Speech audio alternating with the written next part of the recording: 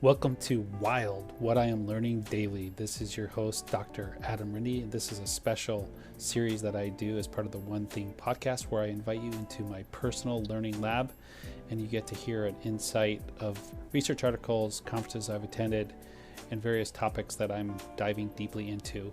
And I share my synopsis and takeaways from each of these experiences. So listen in to this week's episode of WIALD. Welcome to the next episode of WIALD. In this particular episode, this is going to be a focus on a lecture I attended in the Microbiome Summit put on by Dr. Jacob Allen from Nationwide's Children's Hospital. He spoke on the role of the intestinal epithelial cells in the stress response. So just to briefly define some things, the intestinal epithelial cells is the barrier between the lumen of the gut where all the action is with the microbiome and the immune system, which is on the other side, which has dendritic cells, and they're kind of the negotiators that will influence the immune system after the epithelial cells pick up information about what's going on in the gut. So the role of stress on these cells is an interesting topic. So just to quickly review that the brain-gut axis is what we're really talking about in this lecture. And there's a lot of discussion as to how these two organ systems interface. And if you've followed some of my previous talks and guests that I've had on the podcast, you'll know that we've talked a lot about the vagus nerve being intimately involved and how the vagus nerve helps regulate stress response and parasympathetic activity, and how hormones can be affected in the gut based on the tone of the vagus nerve. So the vagus nerve is one really interesting component of this topic of the brain-gut axis. This particular talk specifically went down the route of looking at stress hormone responses on the microbiome composition and how that influenced inflammation in the gut. So this would be really appropriate in thinking about patients with inflammatory bowel disease, also patients with IBS. These are populations that this particular topic really would relate well to. So diving into what I learned from this particular lecture, I want to start by just setting up that, Dr. Allen mentioned that it's been shown that hormones that, are released by the adrenal glands in response to stress, such as norepinephrine, have been shown to grow pathogens like E. coli and also increase toxins like Shiga toxin. So this was something that was already established going into his research. And so they wanted to kind of dive into this deeper. And also it's been shown in many studies that stress in humans, like high altitude training and military training, can alter the gut microbiome and change even, and this is my understanding, is that these particular environments can also change the permeability of the gut and lead to increased permeability. So he pointed out that there's been 11 out of 14 studies that showed positive relationship between stress and IBS and stress and IBD. This was referred to an article by Maudsley and Rampton in Gut 2005. And then he also pointed out there's been research by Jaglet in Gastroenterology Research 2013 that stress is a trigger for IBD relapses. So this is what is kind of the framework of his study. So what they did is they took mice populations and they started to look at creating stressful environments in these populations and looking at what would happen to the microbiome and inflammation. So they use this model called social defeat, where we would put mice into an environment where there was an aggressor mouse in the environment, and the other mice would, under stress, would show defeat postures, and they were able to kind of create this simulated stressful environment.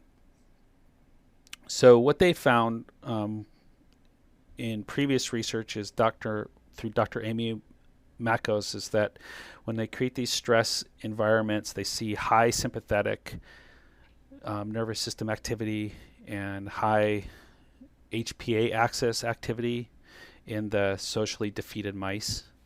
And they saw increased infections of a bacteria called Citrobacter rodentium in these mice. They also saw increased inflammatory markers, TNF-alpha and nitric oxide synthase were higher in the stressed animals, and they saw inflammation go up, and this was specifically mediated by NF-kappa beta. So they further went into this topic, and so they took out, in their research in Frontiers of Immunology, Dr. Makos and Dr. Allen's group took mice and they took out NF-kappa beta. So when you do that, you basically reduce a key inflammatory response. So they had mice that they took NF-kappa beta out, and when the mice didn't have NF-kappa beta, they had reduced bacteria infection to Citrobacter and decreased inflammation markers. So it left him with a key question, is that does stress, hormones coming from the sympathetic and sympathetic nervous system and the HPA axis lead to increased epithelial inflammation? So they did further studies with this, and they were looking at genetics, and they saw that 182 genes were altered by stress in these mice, including some that are highly associated with gut barrier issues. One's called REG3B and one's called FUT2. So they saw that in the intestinal epithelial cells, there was an increased inflammation, increased immune response, and increased gut barrier remodeling when exposed to stress. And that was something that really proved that particular component of their model. So he points out that glycoprotein biosynthesis is a key finding, because that shows that when these animals were under stress, that their mucus layer was being disrupted and there was increased turnover.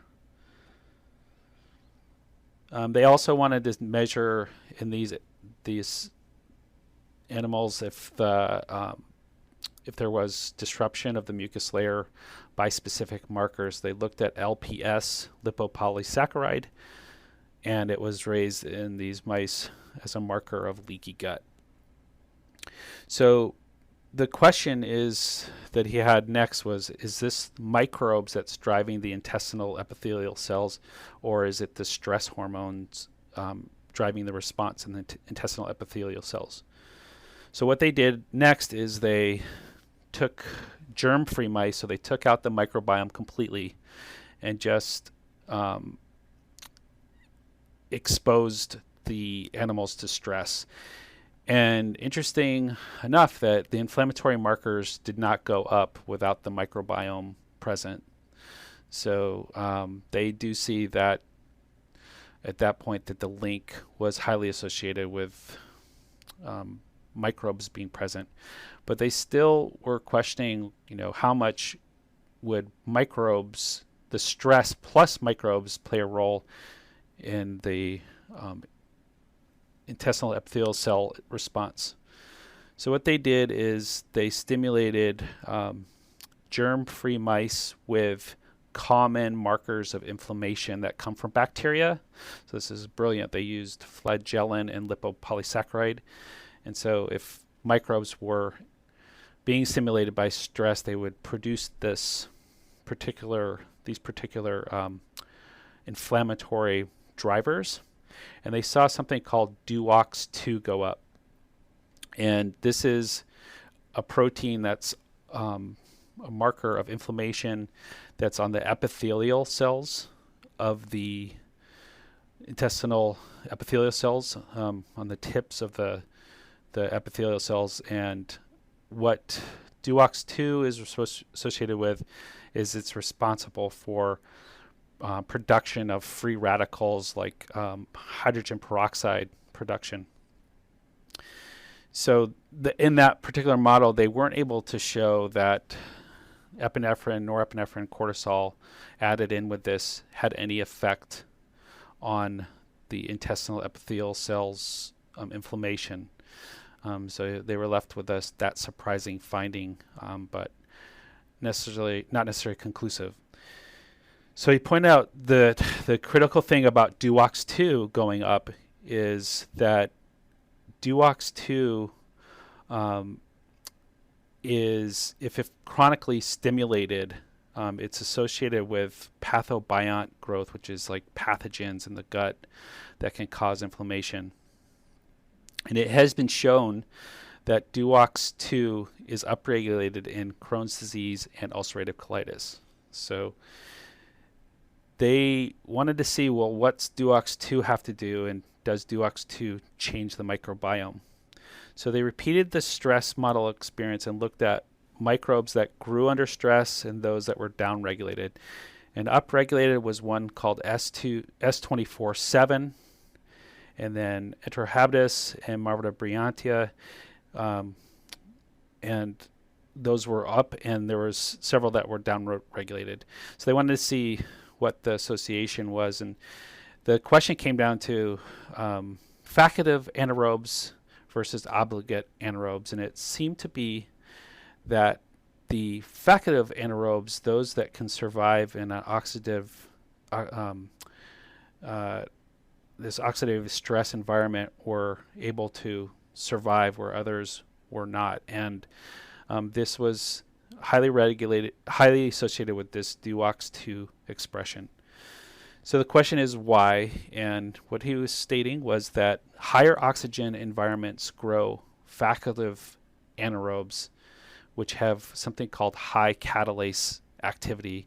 So these particular organisms can survive under this oxidative stress because they break down hydrogen peroxide better. So he summarized that this creates, in this environment of stress, it creates an environment that would favor facultative anaerobe bacteria.